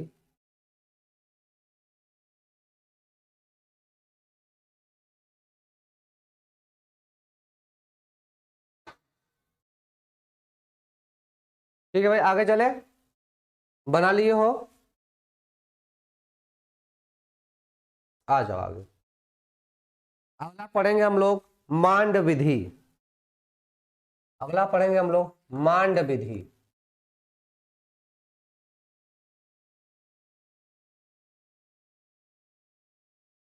ठीक है, मांड विधि से भाई निकिल का परिष्करण किया जाता है। मांड विधि से ज्यादातर हम लोग निकिल का परिष्करण करते हैं। मांड विधि से क्या करते हैं हम लोग, निकिल का, निकिल जानते हो ना, मांड विधि से निकिल का हम लोग शुद्धिकरण करते हैं। किसका करते हैं, निकिल का। मांड विधि से मैक्सिमम किसका परिष्करण करते हैं हम लोग, निकिल का किया जाता है। कहते किसे हैं, लिख लो, इस विधि से निकिल धातु का शोधन किया जाता है। इस विधि से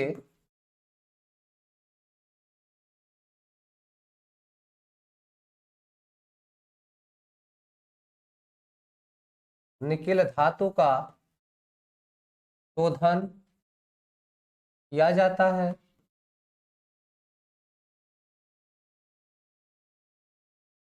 मांड विधि से क्या किया जाता है भाई, निकिल धातु का शोधन। मांड विधि से क्या किया जाता है, निकिल धातु का शोधन किया जाता है। बात समझ में आ रहा है। अशुद्ध निकिल की कार्बन मोनोऑक्साइड के साथ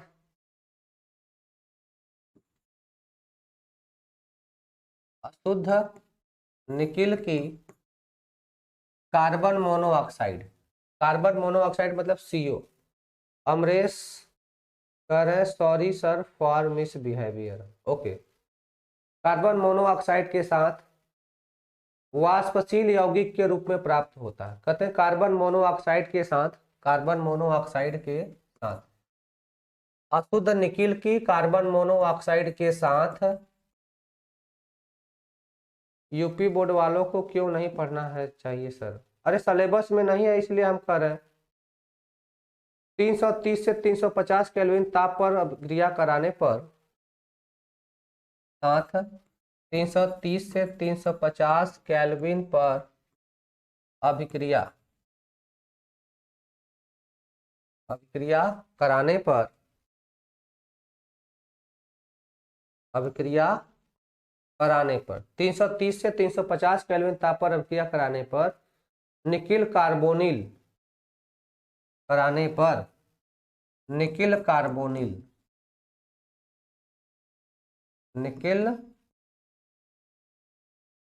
कार्बोनिल NiCO4, निकिल कार्बोनिल को क्या बोलेंगे? NiCO4, NiCO4 निकिल कार्बोनिल वाष्पशील यौगिक के रूप में प्राप्त होता है।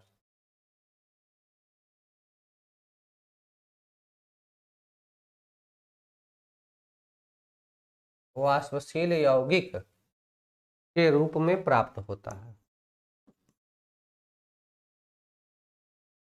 के रूप में प्राप्त हो, के रूप में क्या होता है भाई? प्राप्त होता है। अशुद्धियां अभिक्रिया नहीं करती है अतः अलग हो जाती। अशुद्धियां अभिक्रिया नहीं करती है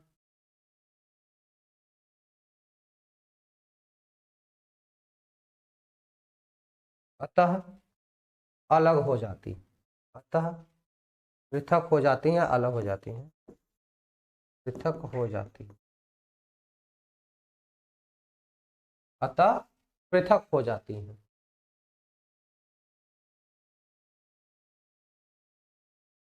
फिर आगे लिखेंगे nickel carbonyl, nickel carbonyl NiCO4 क्या बोलेंगे? निकिल कार्बोनिल की वाष्प को 450 से 470 की वाष्प को 450 से 470 केल्विन, 470 केल्विन ताप पर क्या कर रहा है भाई? NiCO4 निकिल कार्बोनिल की ताप को 450 से 470 केल्विन ताप पर गर्म करने पर वह, गर्म ताप पर गर्म करने पर वह अपघटित हो जाती है, करने पर वह,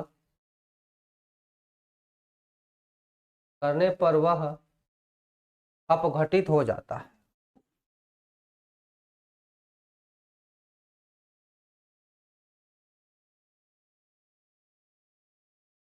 अपघटित हो जाता है तथा शुद्ध निकिल प्राप्त होती है, तथा शुद्ध निकिल प्राप्त होती है।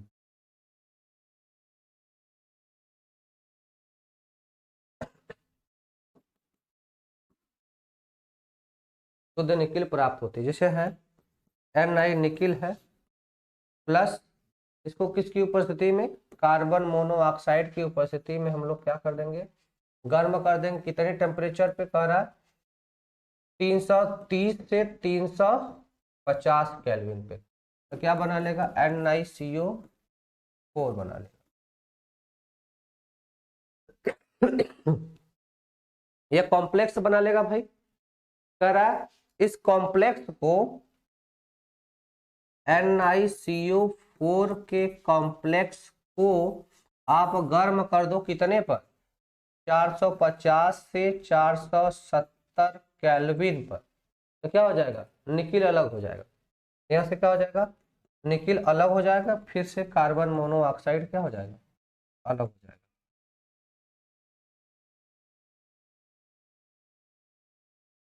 ठीक है, हाँ अब रहने देते हैं, बिल्कुल अब नहीं पढ़ाएंगे, अब नहीं पढ़ाएंगे, अब कल पढ़ाएंगे, ठीक है ना, आज इतना ही। ठीक है, बात समझ में आ रहा है। तो पहली चीज है कि इस मेथड से मांड विधि, क्या है इसका नाम, मांड विधि नाम है। मांड विधि से किसका शोधन करते हैं, निकिल का करते हैं। किसका शोधन करते हैं, निकिल का करते हैं। कैसे करते हैं, तो हमने बताया कि अशुद्ध निकिल की कार्बन मोनोऑक्साइड के साथ 330 से 350 केल्विन पर अभिक्रिया कराने पर निकिल कार्बोनिल वाष्पशील यौगिक बनता है। निकिल कार्बोनिल वाष्पशील क्या बनता है, निकिल कार्बोनिल वाष्पशील यौगिक बनता है। और करा अशुद्धियां अभिक्रिया नहीं करती तो अशुद्धियां वहीं पर दूर हो गई, अशुद्धियां खत्म हो गई, क्योंकि उन्होंने अभिक्रिया किया ही नहीं, नीचे बैठी रहेंगी, अभिक्रिया कर लिए, इनको अलग कर लिए।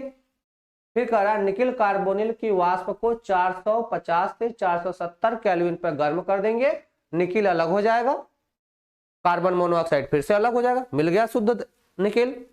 बात समझ में आ रहा है, शुद्ध निकिल यहां से क्या हो जाएगा, हमें प्राप्त हो जाएगा।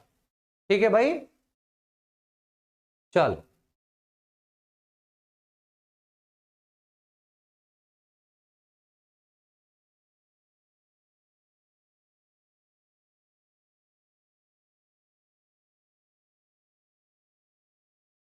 हाँ पीडीएफ अपलोड करवा देंगे, पीडीएफ तो कल ही अपलोड हुआ था यार, पीडीएफ तो अपलोड हुआ है। ठीक है, चलो पीडीएफ अपलोड करवा देते हैं। और किसी को कोई समस्या है तो बताएं, पीडीएफ अपलोड हो जाएगी। और बताओ क्या समस्या है।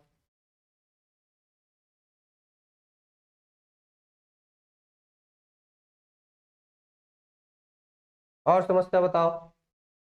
चलो मैंने बोल दिया पीडीएफ अपलोड तो अपलोड। और बोलो। अच्छा वैद्युत शोधन कैसे होता है धातु का वैद्युत शोधन कैसे होता है, भाई करते क्या है, एक बड़ा सा बर्तन रहेगा, है ना, उसमें एक एनोड डाल देंगे, एक कैथोड डाल देंगे। एनोड क्या करना है, अशुद्ध धातु का ही लेना है। एनोड क्या करना है, अशुद्ध धातु का ही एनोड ले लेना है।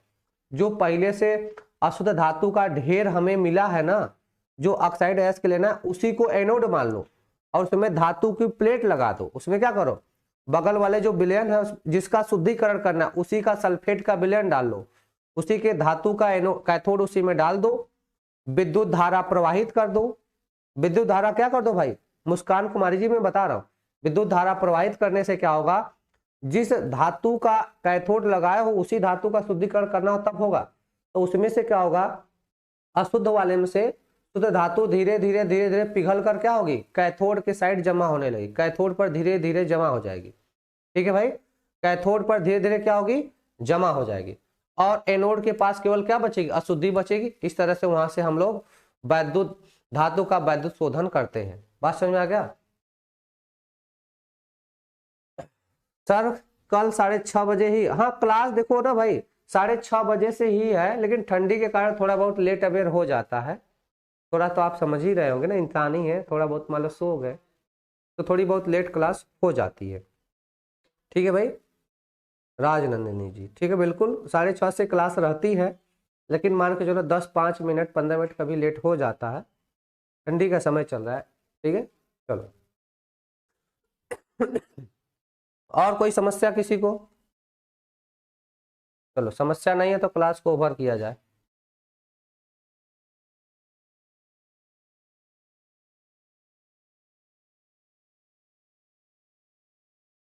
एमपी बोर्ड में यह चैप्टर नहीं पढ़ना है, एमपी बोर्ड के लिए अगर रहेगा तो हम बताएंगे आपको, ठीक है ना।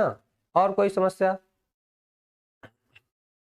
हाँ 6:30 ही क्लास रहेगी। और कोई समस्या भाई बताओ कि चला जाए।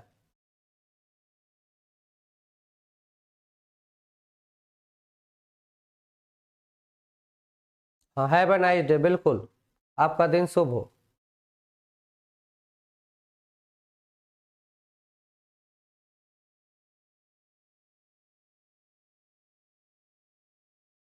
हाँ बिल्कुल, पर डे क्लास होता है भाई, पर डे क्लास होता है। पर डे मेरी 6:30 बजे की क्लास रहती है, ठीक है ना। पर डे मेरी क्लास जो होती है वह 6:30 बजे से होती है। Okay sir.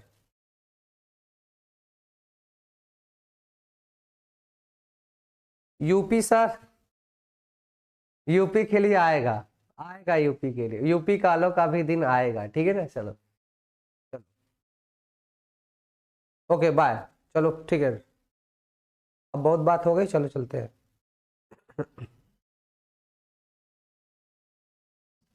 पढ़ाई करो यूपी बोर्ड वाले, अभी फिलहाल में जो पीछे की क्लास छूटी है उनका रिवीजन करते रहो। यूपी बोर्ड वाले जो पीछे का क्लास है उसका रिवीजन करते रहो, ठीक है ना। तब तक रिवीजन कर लो, इधर हम पढ़ा रहे हैं अभी बिहार बोर्ड वालों के लिए, तब तक आप रिवीजन कर लो, ठीक है ना। सबके लिए भैया वही टाइम है प्रेजेंट में, एक चैप्टर जो चल रहा है यूपी बोर्ड में कटा है इसलिए, ठीक है ना। आप रिवीजन करते रहो। नीतीश कुमार जी आपका कमेंट बिल्कुल दिखता है। सर आईपीएससी नेम बता दो प्लीज सर। संडे को 12 बजे लाइव चले आना यूट्यूब पे भैया, यूट्यूब क्लास आईपीएससी की चलेगी, ठीक है। पुष्कर रोजोरा पूछ रहे हैं आईपीएससी बता दो, आईपीएससी बता दिया जाएगा, ठीक है। संडे को 12 बजे लाइव क्लास चलेगी, मैसेज भी जाएगा आपको, आप लाइव जुड़ जाना, वहाँ पे आईपीएससी पूरा पढ़ा देंगे, क्लास 11th का 12th का दोनों पार्ट पढ़ा देंगे, ठीक है ना। My name is Shubham. Okay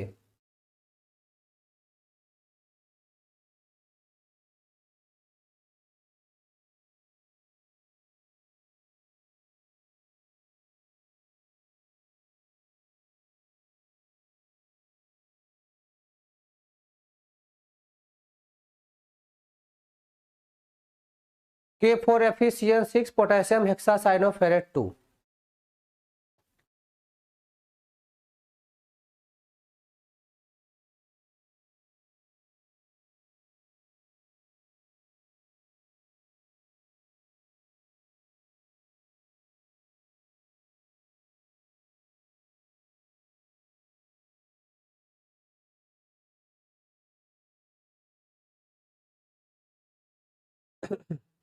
ठीक है भाई, जितेंद्र कुमार, जितेंद्र हो गया भाई।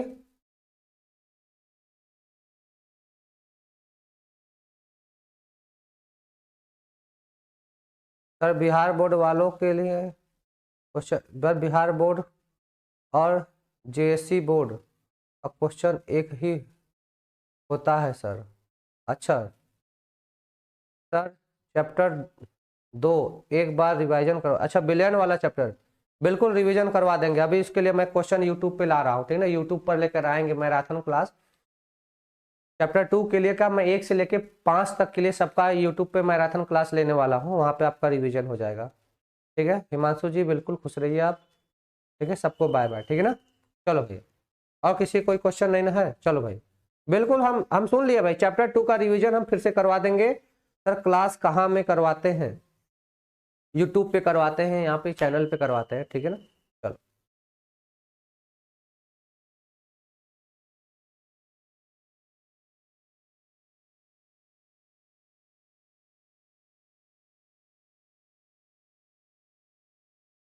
ठीक है भाई, और किसी की समस्या नहीं ना है? जितेंद्र जी आपका हो गया? ये देखो आप आईपीसी देख लो, पोटेशियम हेक्सासाइनो फेरेट 2 हो जाएगा, ठीक है। चलो।